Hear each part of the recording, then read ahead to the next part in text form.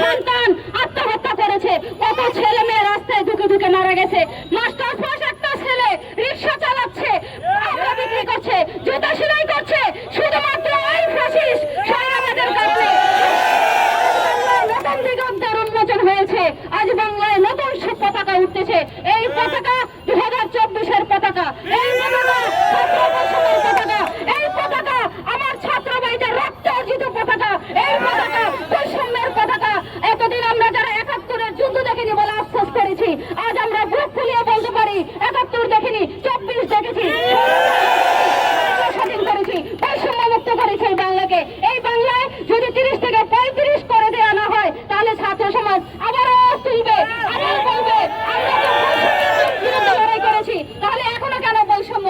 অন্তর্বর্তীকালীন সরকারের 2 জন উপদেষ্টা রয়েছে যারা ছাত্র, এবং আপনারা জানেন এই ছাত্রদেরকে নিয়ে এই রাষ্ট্র গঠন হবে। তাহলে 26,53,000 কিন্তু বাদ দিয়ে নয়, এখন 162টা দেশে যখন 35+ করা হয়েছে সেখানে শিক্ষার মান বেড়ে গেছে এবং বেকারত্ব কমে গেছে, কিন্তু বাংলাদেশে শিক্ষিত বেকারের দিক থেকে কত অবস্থান আপনারা জানেন?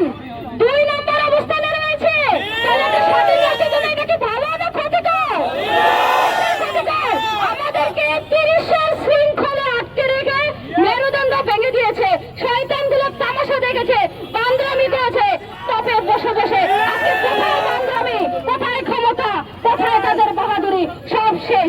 আপনারা জানেন আমরা ছাত্র সমাজ যখন কোটা আন্দোলন হয়েছিল, দীর্ঘ 36টা দিন আমরা মাঠে থেকেছিলাম, মার খেয়েছিলাম। আমরা এই দীর্ঘ 36টা দিন আমরা সকল শিক্ষার্থীরা একাত্মতা প্রকাশ করেছিলাম। আপনারা যারা আসছেন সামান্য বৃষ্টিকে ভয় পাবেন না। শহীদের রক্তে যখন রাজপথ লাল হয়ে গিয়েছিল তখন এই কষ্ট না। এই বাংলার বুকে হাজার হাজার শহীদদের রক্তে রাজপথ ভিজে গেছে, আর সামান্য তো বৃষ্টির পানি আমাদের কাছে কিছুই না। গিয়েছিলেন নবীনগর শহীদ মিনার, আপনারা দেখেছেন স্মৃতিসৌধে, তখন প্রচুর বৃষ্টির মাঝে এক কদম লড়নি। তিনি আমাদের উৎসাহটা দেখেছেন। উনি যদি পারে 84 বছরে বাংলার দায়িত্ব নিতে, তাহলে 30 বছরে আমাদের মেয়েরা আছে এই বাংলাকে সর্বভৌমত্ব। আমরা প্রত্যেকেই বাংলার হাল চাই। আমরা কেউ চাকরি চাই না, আমরা চাকরিতে আবেদনের সুযোগ চাই, যেন পড়াশোনার পাশাপাশি আমরা বিভিন্ন ধরনের উদ্যোক্তা হতে পারি বা যে কোনো সময়টা আমরা কাজে লাগাতে পারি। এটা কাজে লাগিয়েও যেন আমরা চাকরিতে আবেদনের একটা সুযোগ পাই, এবং আমরা যেন বলতে পারি যে আমরা আমাদের এখনো বয়স আছে বা আমরা চাকরি করতে পারি। সার্টিফিকেট কোনো পোশাক না যে একবার ব্যবহার করে আমরা ফেলে দিব, মেয়াদ উত্তীর্ণ হয়ে যাবে। 28 বছরের সার্টিফিকেট 30 ইনভ্যালিড করে দিয়েছে।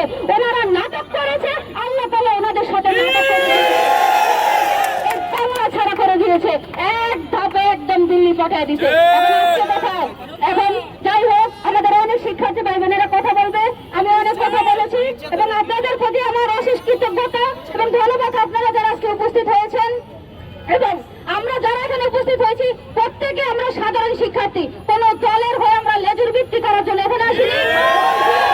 আমাদের সাথে কোনো দালালও নেই, তাই আমরা স্বতঃস্ফূর্তভাবে গর্বিতভাবে অংশগ্রহণ করে বলতে পারতেছি যে আমরা স্বাধীন বাংলা নাগরিক, 24-এর নাগরিক। এবং আমরা চাই আপনারা সবাই আমাদের সাথে থাকবেন।